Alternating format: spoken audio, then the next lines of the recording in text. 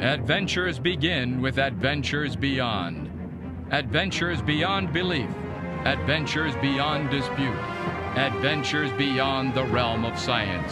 This is Adventures Beyond. Join the Adventures Beyond team of paranormal investigators as they take you on a journey across the globe to delve into enigmatic mysteries of the macabre.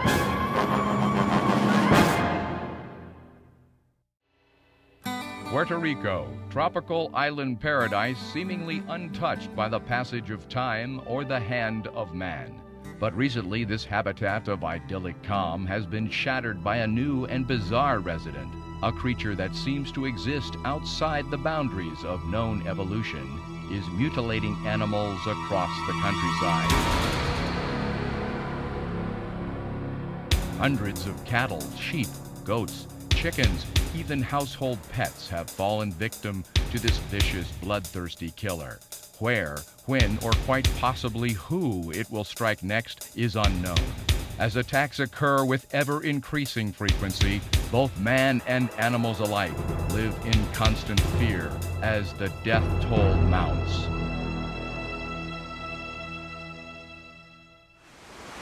We've talked to a lot of local citizens that really feel that they have something to fear from a creature, as they say, may not be from this planet. Bob, with his Adventures Beyond team, journeyed to San Juan, Puerto Rico to investigate these horrors. One of Bob's first stops was to talk with local television reporter Yvonne Sola. She has been following events for years. She tells Bob she is mystified by the story and frustrated by the lack of official cooperation. I've seen the animals that are dead. I've seen the wounds, which are strange, until they make a real serious and scientific approach to it. And if they find out, they make it public. I will not take a final stand until I see what it is. Some public officials are conspicuous by what they don't say or refuse to say, rather than what they do say. What I can tell you is that we do have dead animals on the island, and I don't want to speculate because there's too many people on the island and they have different opinions, but certainly we do have dead animals on the island. But another government official has taken a much stronger stand. Mayor Jose Soto of Canóvanas has adopted an aggressive and determined position regarding the capture and public disclosure of the creature. This is a serious case. We're going to try to catch the chupacabra because here we have more than 150 dead animals, and actually right now the police aren't doing nothing. We have to do this because we had many animal losses, so we're going to capture him no matter what. Bob next went to the Department of Agriculture, where he was told that with the exception of one isolated incident involving a chicken with internal organ parts missing, there was nothing out of the ordinary going on in the area.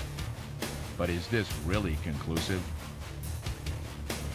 Other official channels are silent concerning any medical examinations, despite rumors of carcasses being shipped to undisclosed locations. Some say to the United States.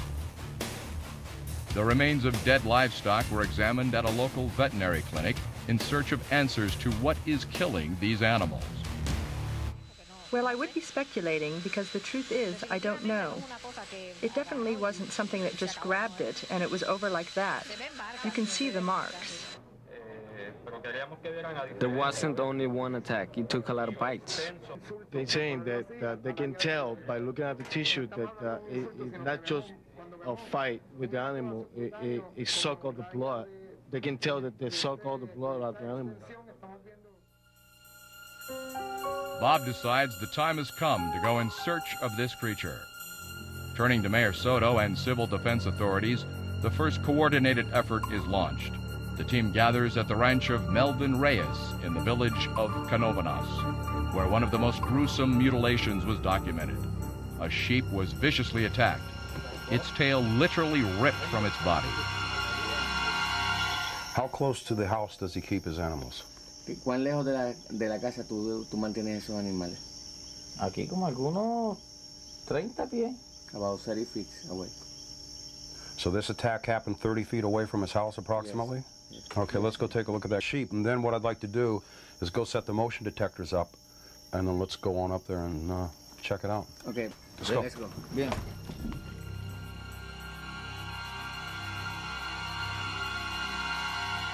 The chupacabra pulled out all the tail and the hair and everything because it wasn't flesh. And it was, Tail was right here, and he just pulled, right? Just pulled it out. Did he find the tail? No, he didn't find the tail. Melvin Reyes directs the Adventures Beyond team to a possible chupacabra lair. Where's the most likely spot that we can set up here? It's a natural cave, Bob. Was used so many years ago before Christopher Columbus by the Indians. They hide here from the Spanish. Before that, they hide from the elements of nature. They think that the chupacabras can hide here. Bob then places and tests an electronic motion detector in the mouth of the cave. All right. All right. Okay, let's leave that then. As the team expands its exploration, Bob deploys more electronic detection devices. What I'm going to do is I'm going to set the EM, the National Electronic Field Meter, up right about here. We've got one motion detector down there at the base of the cave. What will happen is if any changes in the Earth's electromagnetic field occur within this general vicinity, it will trigger that meter. Bob continues setting up a ring of motion detectors in hope of trapping the creature. And when I come back, so that way you'll have that cave covered, you'll have this way covered from coming down the hill. And if there's any electromagnetic energy in this general vicinity here, that meter will pick it up. And then we'll put this down at the bottom near the animals. Suddenly, a peaceful night is shattered as farm dogs begin howling across the valley. Well, hear all that? There's something that's got them going that whole mountain range.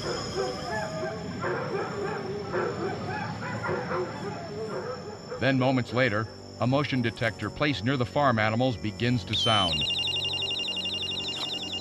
With weapons at the ready, the area is carefully searched, but yields nothing. El Chupacabra continues to rule the night. Puerto Rico's renowned UFO investigator, paranormal researcher, and radio talk show host Jorge Martin tells Bob the wounds are consistent from case to case. In most of the cases, what we found in the animals are small, I would say half an inch diameter in size, or maybe a fourth of an inch in size, holes, perfect circular holes, that go deep into the animals. So we're not talking about common bites of dogs or baboons or monkeys, as the authorities here have tried to explain away these incidents. Because as we know, dog bites, their fangs as much would be maybe an inch and a half. But we're talking about something that goes into the animals up to 6 and 7 inches. This creature, according to most of the witnesses, and we're talking about witnesses all over Puerto Rico, reliable witnesses such as policemen, government officers, ministers, the creatures seem to be like a blend, something very strange, very weird, like a blend between a kangaroo and some type of a small dinosaur type creature, big, egg-headed, big with red eyes, 2 small arms with 3 fingers with claws, long claws, spines or quill-like appendages, we don't know what they are, that go from the top of their head back down their backs. They walk on 2 feet, seem to have like a membrane under their arms that connects with the torso. They seem to use it just to direct themselves while flying. Is the creature as elusive as it is deadly? Or is it the government's effort to cover up this marauding nightmare to prevent widespread panic and chaos? Or is El Chupacabra the result of a secret jungle laboratory experiment done tragically out of control? At first I used to believe that maybe it was related to some type of genetic manipulation experimentation being done in Puerto Rico unknowingly, and that some creature escaped or whatever. Is there a connection not of this world? Has NASA's Deep Space Radio Telescope, the planet's largest, attracted more than radio waves? A focal point now for an extraterrestrial nightmare. There have been a lot of sightings, UFO sightings in the area surrounding the Arecibo Radio Observatory. And there have also been some cases of chupacabra type incidents and encounters there. But we have found many other cases in which there seems to be a direct UFO alien relation with the phenomena that's going on right now here in Puerto Rico.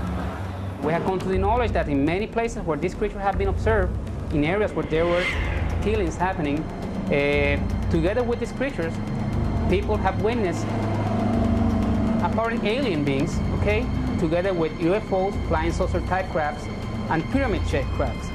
So it is happening more and more. According to numerous eyewitness accounts, the descriptions are basically the same. A hideous 3 to 5 foot creature with bat-like wings and huge red eyes, a cross between a monkey, a reptile, and a bat. The enigma continues as a well-respected member of the clergy and also a police investigator tells of a terrifying encounter with what he believes is El Chupacabra, late at night, on a lonely country back road. Victor, I'm very pleased to see you come to church. You know, the Lord, He likes when you come to church. He's with you every day, but in church is there. See. Watch your back.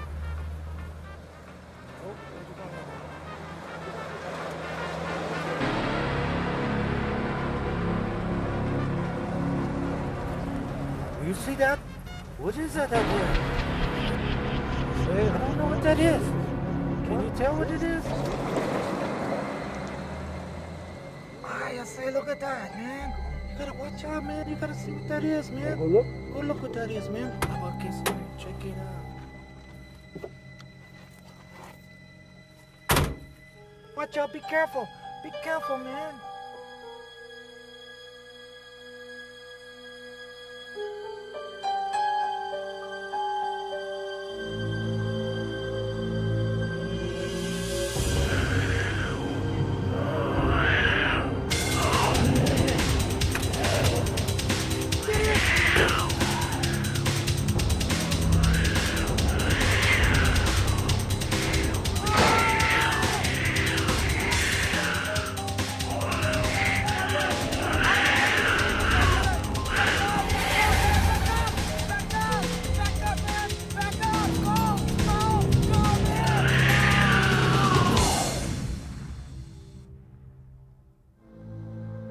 Ask him what he thinks it is. ¿Qué tú crees que es esto? Bueno, lo que yo oí, realmente yo entiendo que no es una cosa de nuestra vivencia, de nuestro mundo. Es algo sobrenatural. What I saw is something not from this world.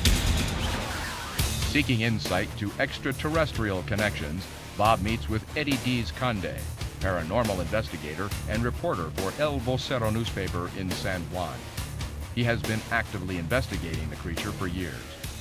He reviews current case photos and illustrations that reveal strange craft and lights appearing within the vicinity of sightings of El Chupacabra. These are the lights that Mr. Rodriguez and Ms. Rodriguez was always describing, that they were watching, you know, they saw this flying saucer. Just stopped right there and just stood in there for about 20 minutes.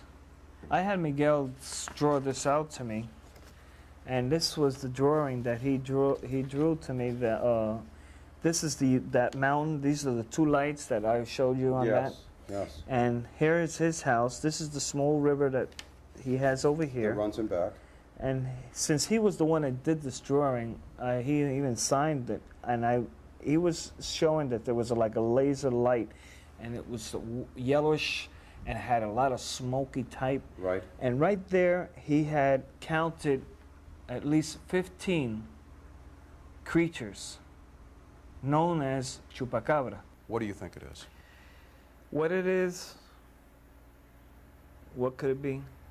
It's not from this planet. Is this a hideous secret genetic experiment on the loose? Or a bizarre intruder from somewhere in deep space that prowls the night in search of its next victim?